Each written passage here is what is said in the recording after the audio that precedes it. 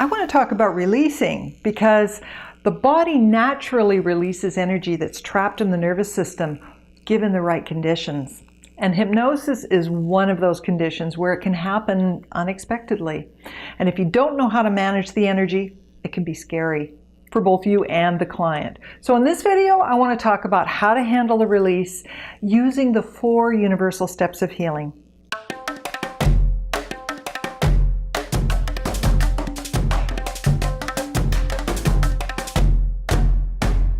The 4 universal steps are simple. Find it, feel it, heal it, and seal it. First of all, find it, calmly acknowledge what's happening. Okay, if the client starts going into an abreaction, calmly acknowledge it. It might be a slight quiver, might be some shaking, might be some quaking going on, might be much more. The fact that it's involuntary is what makes it frightening for the client. And the more intensity there is, the more frightening it can be. So acknowledge it, point it out, give it permission to be there. Park Hill's got some great lines. He says, there's the feeling. He points it out, there's the feeling, acknowledging it. You know, it's just the body's way of releasing trapped energy from the nervous system. It won't last very long if you just let the body do what it was naturally designed to do. Now, universal step number 2 is feel it. So encourage the client to let it happen. The problem is trying to clamp down on it, trying to shut it down, trying to block it and prevent that feeling from being released. That just holds on to the energy and it keeps it trapped inside. Let the client know that the body knows exactly what to do. You know, when these feelings and these sensations in the body arise and they seem to be overwhelming, the tendency is to not trust the body and try to get some control over it. So encourage the client to trust the body, know that it's doing exactly what it needs to do. What's happening is completely normal. It's natural. And those feelings that have been trapped in the nervous system are finally being released. And once they're out, they'll feel so much better. Let them know, you know, it won't last long. Feelings naturally arise and pass away when we let them. When they become a problem, it's because we're not allowing them to arise and pass away. They arise and then we put a lid on them and they go back down and then they come up again and they go back down again. So just let the client know, you know, feelings don't last very long when we just let ourselves feel them. And also let them know there's only so much of that in there. It's finite. And once it's been allowed to come up and release and complete, then it's over. Now, ways that you can accelerate the releasing process is, first of all, you can tap on the meridian points. This is stimulating the meridians. You can do bilateral tapping. So that's one of the ways we does it, is just like this on either side of the body.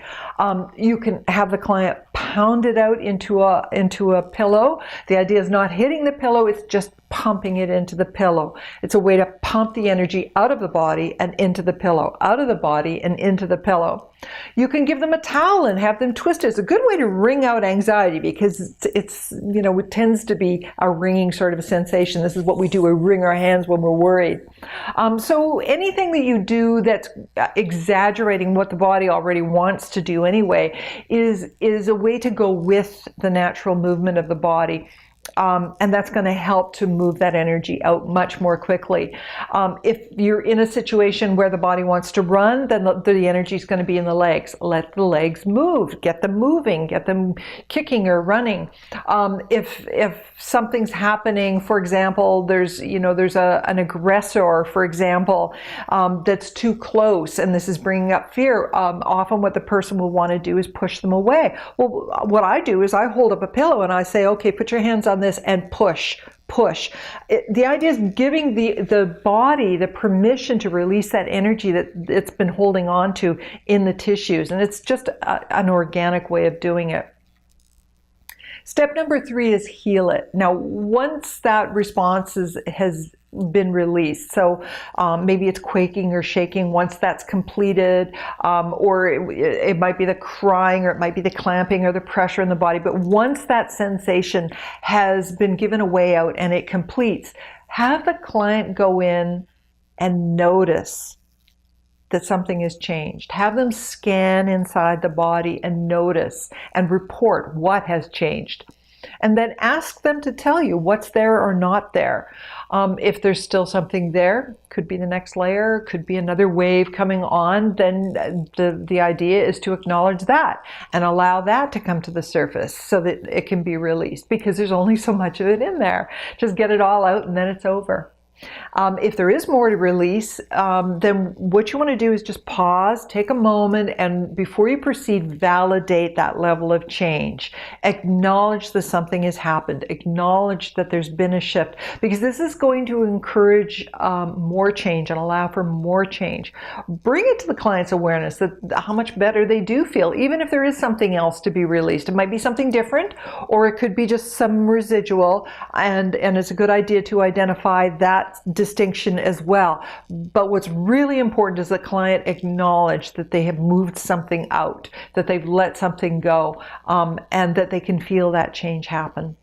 And then let the client realize that it's okay to let themselves have that experience, because nobody died. They're still here. They're still okay. They're in the chair and they actually do feel better. These are all sort of realizations. They're just little kind of bits of popcorn percolating below the surface that the subconscious mind is paying attention to, and you're sort of building up positive energy and movement in a certain direction because of it. Then following the release, what you want to do is recognize that this forces the subconscious mind into a state of reorganization. So there's a lot of learning going on below the surface. So don't be in a big rush to move forward. Give that subconscious mind time to kind of recalibrate and integrate these new insights and these new shifts of awareness and this new level of feeling. And give the client time to consciously recognize that giving the feeling a way out is what's giving them a way out of the problem. That's a big insight. Now, if the feeling is completely gone, if it's completely released, and they'll tell you, they'll say, no, it's gone, kind of with a shocked expression. Then one of the things that sometimes clients will report is that they feel empty or nothing. That's something you want to check out, because empty and nothing is not always a zero. So just check it out. Don't assume that you got it all. Parkhill says sometimes nothing is something. So what you can do is run a little diagnostic check and ask them, is that empty feeling new or familiar? Or is that nothing feeling new or familiar? Now, if it's new, let the client know that's good. You can reinforce that they've let something go, because some clients will interpret that empty feeling as being negative. It feels like there's something missing. And if you don't take a moment and take a breath and reframe that, the client may leave the session feeling like they're half-baked. And I know this because I experienced it firsthand myself.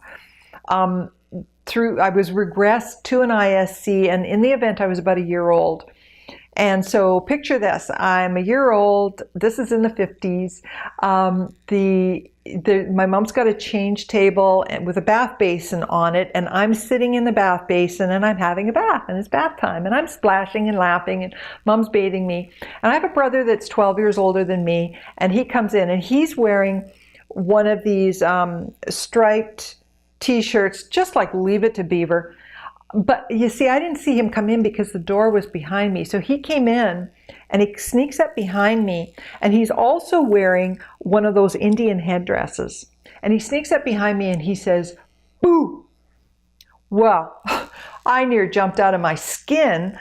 There was this big startle. There was the shock. And all I saw was stripes and headdress. I didn't even realize it was him right away. And what I realized from that session was that it had seeded a kind of free-floating anxiety that I had carried my entire life. And the belief that was connected to that was, nobody's got my back. So I was always feeling vulnerable. I was always feeling like something might sneak up on me, and I had to keep checking over my shoulder, so to speak, metaphorically.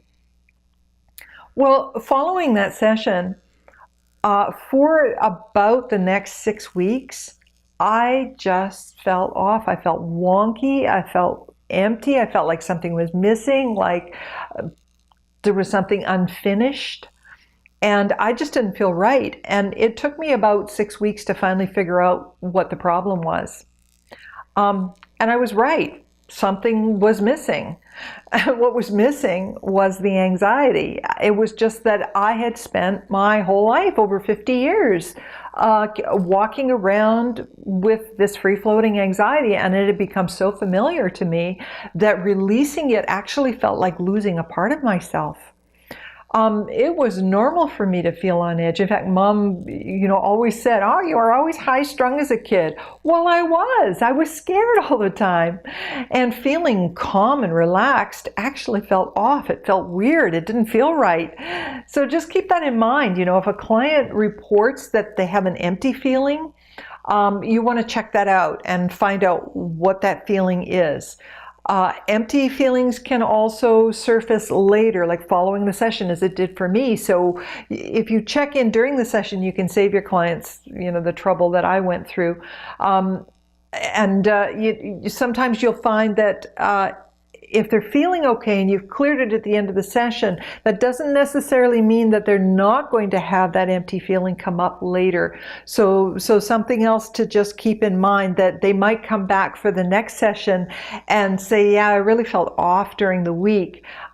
So you can then check that out and explore that and clean that up if it doesn't, kind of surface until later, because you can save your clients weeks or even months of feeling, off and kind of feeling wonky simply by facilitating greater integration. And that was all the problem was. I just hadn't integrated the newer, better feeling.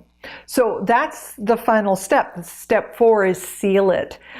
We are hardwired for healing, and the mind-body knows how to heal, but we can do a lot to help move things along and help the body to heal itself and do what it was designed to do, just by finding and feeling and validating the stages of healing.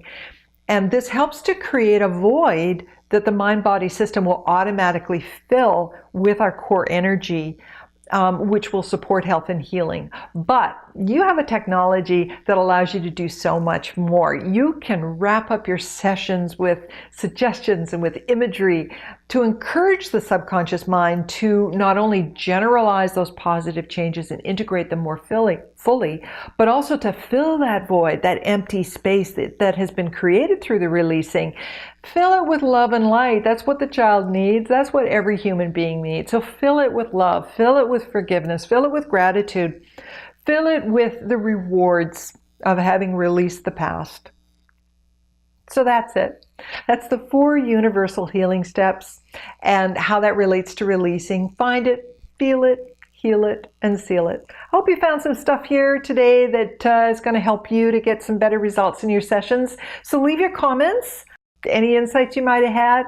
If you got questions, I'm here for you. And until next time, this is Wendy signing off, and I'll see you again real soon.